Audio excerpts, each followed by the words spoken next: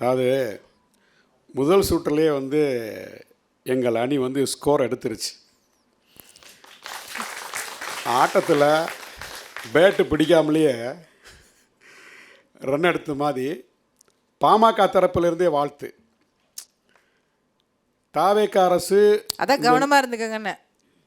இல்லை, நாங்கள் எப்பவுமே எல்லா இடத்துலையுமே விடுதலை சிறுத்தைகள் கவனமாக தான் இருப்போம், ரொம்ப தெளிவாக தான் இருக்கிறோம். எங்கள் அணையை நாங்கள் தான் உடைக்க முடியும். எங்கள் அணையை வந்து யாராலும் உடைக்க முடியாது. அதில் நாங்கள் தெளிவாக இருக்கிறோம். ஆனால் மனமு வந்து பாராட்டி இருக்கின்றார் அவர் கணேஷ்குமார் எம்எல்ஏ. அதை வரவேற்கணும்.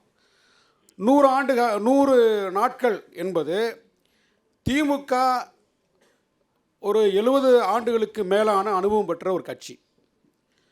கடந்த 2021 வெற்றி பெற்று அவர்கள் 100 நாட்களில் எதை சாதித்தார்களோ அதையே தான் இன்றைக்கு தாவேக அரசும் சாதித்திருக்கிறது.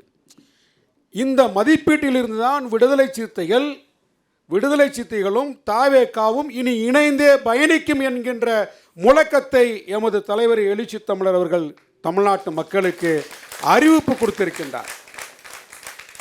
மதிப்பீடு இல்லாமல் வந்து எந்த ஒரு உறுதிமொழியும் கொடுக்க முடியாது. மாண்புமிகு முதலமைச்சர் அவர்கள் வெற்றி பெற்ற பிறகு எல்லா தலைவரை சந்தித்து நன்றி சொல்ல போகிறார். ஆனால் வேளச்சேரியில் எங்கள் தலைவர் எழுச்சி தமிழை சந்திக்கும் போது ஏறக்குறைய 45 நிமிடங்கள் தனியாக பேசுகிறாங்க.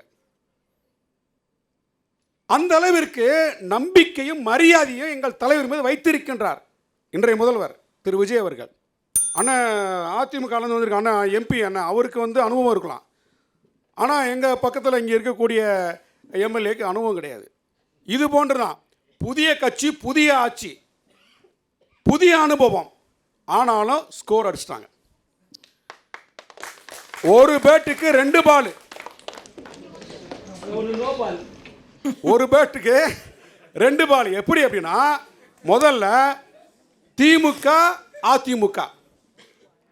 பால அதிமுக அடிக்கும், அதிமுக பால திமுக அடிக்கும். இதுதான். ஆனால் இன்றைக்கு தாவேகாக்கு இருக்கிற ஒரு பேட்டில் அதிமுக திமுக பால் போடுறாங்க. அப்ப ஒரு பேட்டில் 2 பாலை சமாளிக்க வேண்டியிருக்கு. சமாளிச்சு இன்னைக்கு வந்து 100 நாள் ஆட்சியை கடந்து இருக்கின்றாங்கன்னா இது மாபெரும் வெற்றி.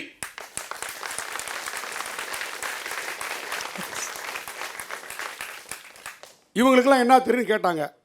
ஆரம்பத்தில் தடுமாறினாங்க, மாற்று கருத்தே இல்லை. இன்னைக்கு சட்டசபையில் அவங்க காட்டுற பெர்ஃபார்மன்ஸை பாருங்க. திமுக திணறுது, சட்டமன்றத்தில் திமுகவும் அதிமுகவும் திணறுகிறார்கள். 3 ஃபைல் ரெடியாக இருக்கு அப்படின்னு வந்து நிதியமைச்சர் சொன்ன உடனேயே சட்டமன்றமே கலகலத்து போச்சு. பணமே இல்லாமல் ஒரு தேர்தலில் வெற்றி பெற்றிருக்காரு. அடுத்து வந்து ஊழலற்ற ஆட்சியை கொடுப்போம் சொல்லியிருக்கிறாரு. இது விடுதலை சிறுத்தைகள் கட்சி காலங்காலமாக எதிர்பார்த்த ஒன்று. அது இன்றைக்கு தாவேகா மூலமாக நிறைவேறி இருக்கிறது. மழை காலத்தில் மண் சுவர் கரைஞ்சு போனது போல, ஆடிக்காத்துல அம்மியும் பறந்தது போல ஒரு காலத்தில் ஓஹோன்னு இருந்த கட்சி அதிமுக இன்றைக்கு 3வது இடம். சொந்த கட்சி எம்எல்ஏக்களை பாதுகாக்க வைக்கல. ஆனா தங்களுடைய சொந்த கட்சி எம்எல்ஏக்களை தக்க வைத்துக் கொள்வதற்கு தெம்பும் இல்லை, திராணியும் இல்லை. ஆனா அண்ணன், மரியாதைக்குரிய அண்ணன், 100 நாள் ஆட்சி சாதனையா சறுக்கல, அதான் தலைப்பு. ஆனா அண்ணன் இன்பத்துறை அண்ணன் என்ன சொன்னாரு? சோஃபான்னு சொன்னாரு. டான்சி வழக்கில் குற்றம் சாட்டப்பட்டு முதலமைச்சர் பதவியை துறந்து சிறை வாசலுக்கு போனது யாரு? அன்றைய முதலமைச்சர் செல்வி ஜெயலலிதா. டான்ஸ்னு சொன்னா வலிக்குதுல. அப்ப சோஃபான்னு சொல்லலாமா? அப்ப ஊழல் நிறைந்த ஊழல் குற்றச்சாட்டிற்கு ஆளாகி முதலமைச்சர் பதவியை இழந்த அதிமுக எங்களை பார்த்து சோஃபான்னு சொன்னா அது ஏங்க இன்றைக்கு 2006 அதிமுகவோடு 6 மாத காலம் நாங்கள் வந்து கூட்டணி வச்சுருந்தோம். அன்றைய முதலமைச்சராக வந்து மாண்புமிகு செல்வி ஜெயலலிதா அவர்களை சந்திக்கும் போது போயஸ் கார்டனுக்குள்ளே எங்கள் தலைவரோடு சேர்ந்து நானும் போனேன். அங்கே என்ன பேசிக்கிட்டாங்க அப்படின்னா, எங்களோடு அதிமுகவோடு கூட்டணி வைத்தவர்கள் பாமக, மதிமுக உள்ளிட்ட பல பேரை வேறு மாதிரி சொன்னாங்க. அதாவது வந்து தொகுதியும் கேட்குறாங்க, பணமும் கேட்குறாங்கன்னு அந்த பாயஸ் கார்டனில் பேசின பேச்சு. ஆனால் நீங்கள் மட்டும்தான் பணம் கேட்காத ஒரு தலைவர் திருமாவளவன் சொல்லிட்டு ஜெயலலிதா அம்மையார் சொன்ன வார்த்தை அது. ஜெயலலிதா அம்மையார் சொன்ன வார்த்தை இது.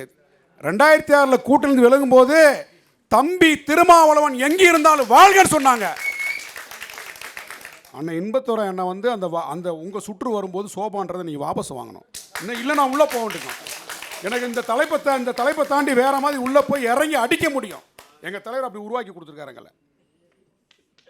இன்றைக்கு காலத்தின் தேவையை கருதி, மாற்றத்தை கருதி புரட்சியாளர் அம்பேத்கர் சொல்லியிருக்காரு, எல்லா சிக்கல்களுக்கும் திறவுகோல் அரசியல் அதிகாரம் இருக்காரு. 1999 நாங்கள் வந்து நாடாளுமன்றத்தில் போட்டியிடும் போது கடைசி மனிதனுக்கு ஜனநாயகம், எளிய மக்களுக்கும் அதிகாரம் சொல்லிட்டு சாதாரண ஏழை எளிய பாமர மக்களுக்காக போராடக்கூடிய விடுதலை கட்சிக்கு ஆட்சி அதிகாரத்தில் பங்கு வேண்டும் முழக்கமிட்டு களத்துக்கு வந்தான். இன்றைக்கு தாவேக அரசு மரியாதை கூட முதலமைச்சர் விஜய் அவர்கள் நிறைவேற்றி காத்திருக்காரு. இனி தமிழ்நாட்டில் அதிமுக ஜெயிச்சாலும் சரி, அதிமுக ஜெயிச்சாலும் சரி, கூட்டணி அரசை வந்து உருவாக்காமல் ஆட்சி அமைக்க முடியுமா? அதை இன்றைக்கு மரியாதைக்குரிய திரு விஜய் அவர்கள் நிறைவேற்றி காத்திருக்காரு. தமிழ்நாட்டு அரசியல் களத்தில் மிகப்பெரிய ஒரு பிரளயத்தை, ஒரு புரட்சியை வந்து இன்றைக்கு திரு விஜய் அவர்கள் உருவாக்கி கொடுத்திருக்காங்க. நாங்கள் கேட்டோம், திமுக கேட்டோம், எங்களுக்கு வந்து ஆட்சி அதிகாரத்தில் பங்கு கொடுங்கண்ணா. நீங்கள் கொடுத்தீங்களா? 8 பேரை வந்து அமைச்சர் பதவி கொடுத்து அழகு பார்த்துட்டு இருக்காரு சட்டமன்றத்தில். அடுத்து நம்முடைய கணேஷ்குமார் சொன்னார், வெறும் ட்ரெய்லரை வச்சுவே நீங்கள் பேசிட்டீங்கன்னு. நீங்கள் ஏன் ட்ரெய்லரை பார்க்குறீங்க? முழு படத்தை பாருங்கள். வெறும் ட்ரெய்லரை மட்டுமே பார்த்துட்டு நீங்கள் விமர்சனம் பண்ணுறீங்க. 5 ஆண்டுகள் இருக்குது, முழு படத்தை பாருங்கள்.